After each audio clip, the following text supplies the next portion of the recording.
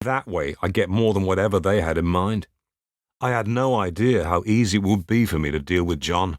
I ended up with more than I could have expected. As Brian mapped it all out for everyone, that night John and Neil took a train from Hamburg for yet another visit with Brian. This time, I would be there with him. We left London at the same hour to rendezvous in Paris. Our first stop was the hotel where we, along with John and Neil, would all be housed until Sunday. Then Brian had another stop to meet a courier who would bring the papers that evaded Brian Wednesday morning. I waited in the car. From there, we drove 30 minutes to a wrecking yard outside of Paris. We arrived at 9 o'clock and waited 50 minutes for a mechanic Mallard found who could at length rebuild the Aston Martin. While in Hamburg on Wednesday, Brian had talked to John and Neil about the story of Paul's death being based on the destroyed car. It was a dead giveaway. Until the reporter hassle on Monday, Brian had not considered that fans and reporters would quickly notice that the car, which still seemed new, was suddenly missing. Paul abruptly switching to my old car would prove that something was wrong. Brian contemplated it. Upon calculating the odds of earning hundreds of thousands of pounds sterling if he could maintain the band's appearances, he made calls to have either an identical car purchased or that same one fully restored. Mal Evans found the gentleman who directed them to the mechanic we met near Paris. My new car was in due course fixed by this man. My new car was exciting, but I made a point of not discussing it. I acted disinterested. What was years of my old income as a session musician was now an obvious business decision for Brian. My car, rebuilt as Paul's, was a very sporty DB6. It was finished in Goodwood green with black leather seats and had shiny chrome wheels. I had a reel-to-reel tape recorder installed in the dashboard to help me remember any spontaneously improvised songs. It looked good and became cost-effective. Every now and then, while I was driving, I would sing a tune or lyrics into it and would later on employ guitar or piano to flush it out. It was a great way to remember whatever I thought of. I recorded my first draft of Hey Jude that way while driving to see Julian. The built-in tape recorder also reminded me of who I was. It said, "I am Paul McCartney, a famous Beatle." Now, after waiting almost an hour to talk to the man about repairing Paul's car, or getting closer down to reality about trading nearly all of it for nearly all of another, I was anxious to have the car rebuilt, or for Brian to have it done, but was late for our meeting with John. She's Leaving Home ends almost about that hour. Friday morning at 9 o'clock, she is far away. In fact, Donna is buried, far away in that sense, but I am literally far away in France. The point there in the song is to understand that she is really gone. Nonetheless, there we were, waiting to keep the appointment she, or should I say Brian, made, meeting a man from the motor trade to trade Paul's car parts. Looking at pictures of the demolished car and further discussing the extent of the damage, he said that very little of the original could be used. After Brian's phone call to him days before, he had called around and found one like it with a burned-up engine. That Aston Martin was in Nuremberg. The oil plug came loose in a race. Although the engine quickly became worthless, the body was fine. Between those cars and possibly parts from the factory, it would look like Paul's original.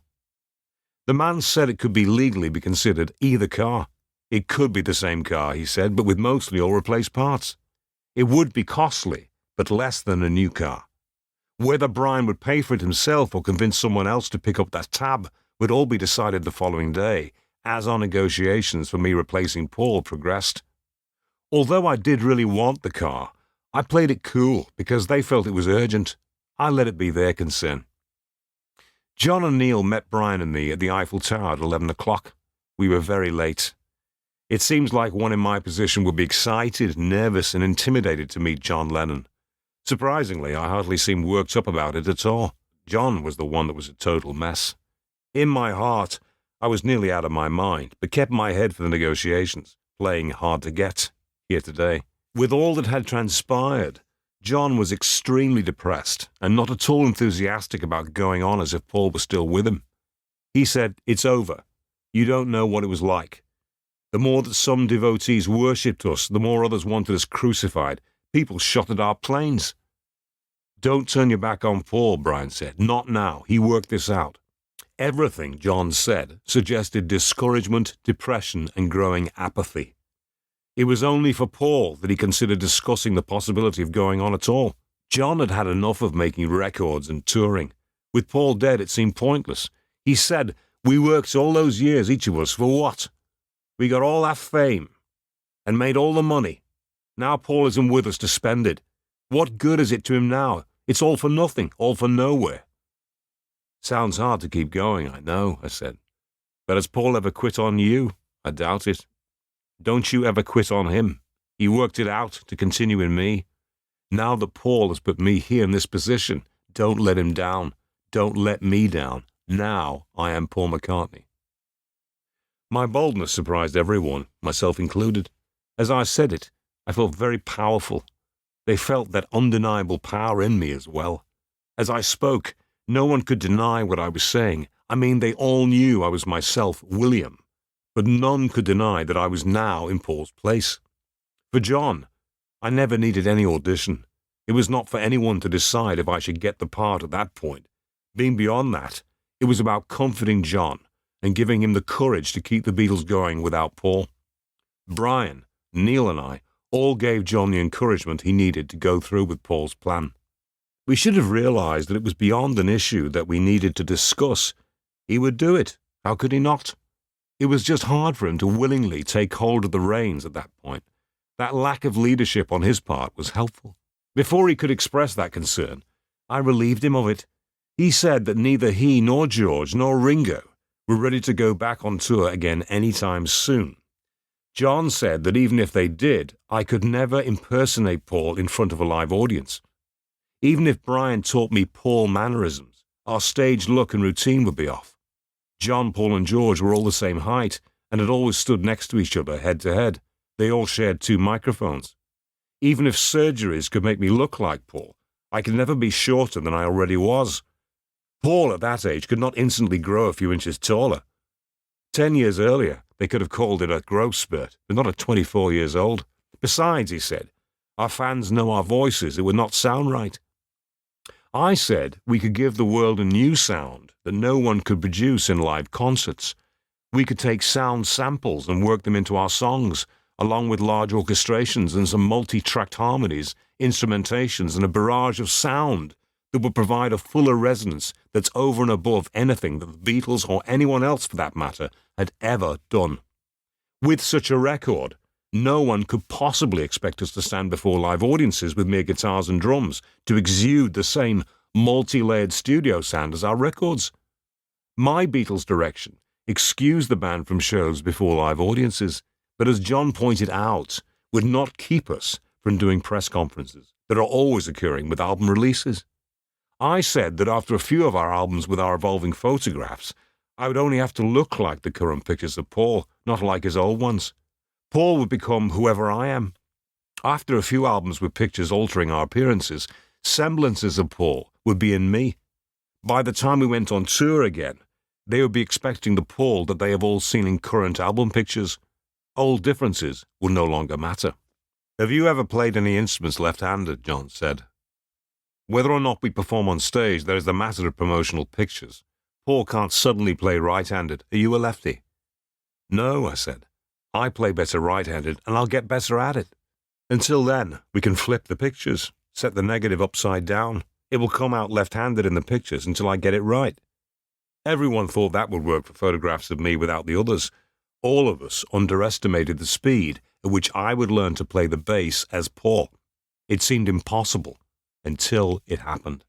In the hours that followed, we discussed what each of us wanted out of the deal. They wanted to turn me into Paul. We discussed the injections, surgeries, coaching, and all that goes with it, ups as well as downs. I said, as long as I had all the ups, I wouldn't mind accepting the downs of Paul. They all looked at me as though they'd already understood. They wanted to know what, for all of my extra sacrifices, I would want. It was a given that since I would play Paul McCartney's role, or since I would become Paul, that I would have his house, his royalties, and all of his other assets. Right, I said, but for losing my previous life and my looks and many of my friends, as well as many of my relatives, I should get more. Paul never had to put his family outside of his magical circle. Everyone seemed to agree. I was thinking, stay cool, Bill. Don't blow this. I made my case that with the change of music from what they had done, that they could perform live to a new sound, having new multi-track studio work, that they needed new leadership. I had much more studio experience than any of them did. I pointed out, from what Brian had told me, that they had recorded their songs and then left them in the hands of others to make it all work. The new band would evolve into a much higher quality sound. To that end, whatever amount of creative energy we would invest in our initial recordings, I would personally do months more work afterwards, tinkering to develop our songs, going over them, making them perfect by adding layers of sound, tracks upon tracks. John said, we've actually got a good sound already and have already done overdubbing. Obviously, disrespecting the Beatles sound was not going to win points with John. I realized that I had to show respect to his band to keep him open to dramatic changes, big enough expansions to require new leadership. I said, everyone knows that the Beatles are the best band in the world. There is no sound on this planet that measures up to it. Yes, you have a good sound already. Let's take it further. I said, I would take that sound and make it better. I told them I have an ear for music and that they all underestimate their own potential. Yes, you are great, I said, but you can be much greater. I explained how I would have fixed some of their songs. I surprised them by the many imperfections that I had noticed and could remember. Their acceptance of it all encouraged me to elaborate. Can you fix all of those sorts of things without doing more and more takes? John asked. All that and much more, I said. But more takes are also needed to get it right. Say you decide to fix everything. Is that going to take all of us back in the studio? Or would it be enough for you and George Martin to go through it all and polish everything? He can help too, I said, but only if he can take direction. I mean, I can always use a talented hand. Everybody can give me ideas. I would pinch some ideas from him and from you and from the others, but at last it has to be up to me. It is my band now. We can all play it, talk about it, and knock around ideas. Only someone has to make the final decisions. That will be me. For each album, I will assign the songs to be written. I will come up with the album themes or concepts of those songs to fit. I will tell you where we are going with each album and have each of us come up with so many songs for it. Hell, Brian said. They've never had concept albums before. No one has. I'm changing that now, I said. We are a new band starting today. So, John said, you are going to be the little dictator telling us how to write our songs now. See it my way, I said. You'll still have all the same writing brilliance you've always had. The only difference is that now each album itself will have an entity. You have given life to individual songs. You will still do that, except that now we will also all breathe life into each album. Record albums until now have only been collections of songs. Now the new collections will have life in themselves. Each song will have its own layers of meaning, but will collectively suggest something as well. Those words just came to me. They were not premeditated. Now you say it's your band, John asked. I wasn't sure how to read his question. I said, don't see it as me trying to take your band from you. If you've got more to offer, tell us all about it.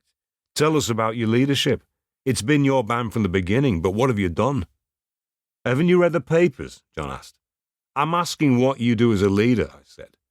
Everybody knows what to do, John said. They don't need a boss. We're a band, not a factory. Bands are businesses, I said. Strong leaders with clear creative vision bring greater success. I am the one with the vision for our new direction. I am the one to work week after week, day and night if I have to, in order to get every song just right. I will work 100 times harder than you do. I will do it all without getting a dime more than you. But if you think I will give up everything instantly to play this role, I'd better be free to play it like it's never been played before. I'm not taking on this role just to write silly love songs. Working together, we will revolutionize rock and will take the Beatles to heights never imagined before. That's exactly what I'll do if it's my band. All that I have to offer will lead this band on into immortal greatness. When we are all dead, our songs will continue on for generations. John shook his head and waited for the words. From the way you're talking, I would swear you're campaigning or maybe being inaugurated as our new totalitarian leader. This talk of glory sounds like you're laying the foundation of the Fourth Reich. If your ego's so enormous that you think calling the Beatles your own band matters, then Paul is not in you. My friends never saw control of my band. Paul's ego did not need it. And yours does? Is that the problem? I'm offering my all, sacrificing my all, willing to work until everything we do is perfect, offering to take this band far beyond the heights where it plateaued, leading this band as only I can. Is your ego so inflated that you would interfere just to be able to say that it's still your band? Whom would you tell? Why does that matter? Is your ego bigger than the band? Alarmed at the sudden tension, seeing where this was going, Brian immediately jumped in and made the suggestion that we all sleep on it that night and discuss it further the next day. Prior to that meeting, upon arriving by train, John and Neil had checked in at our same hotel. At that hour, early in the morning, there were no vacancies, but rooms would be ready in a few hours. Until then, their suitcases were placed in a back room along with others, waiting to receive rooms later as they became available. John noticed people pointing in recognition, but no fans approached him. It had been another hard day for John. After our meeting, Brian and John visited the Louvre Museum, taking in the splendor. As they walked about, Brian tried to comfort him. Brian acknowledged that I did not make a fine first impression on John, but that the McCartneys had accepted me fully. They said that already everything that was Paul's is mine. They have chosen me to be Paul for them. They made it a done deal. John had let Paul join the band. Paul let in George. George let in Ringo.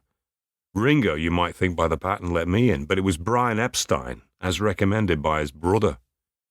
Back at their hotel that night, John's suitcases had all been stolen, presumably by someone there after his own bags, but recognizing John's bags did not have his name on the tags, but were likely noticed when he dropped them off. He was always noticed. Most of what John lost he had bought days before in Hamburg. When he arrived at the hotel on Friday night, John was without a suitcase.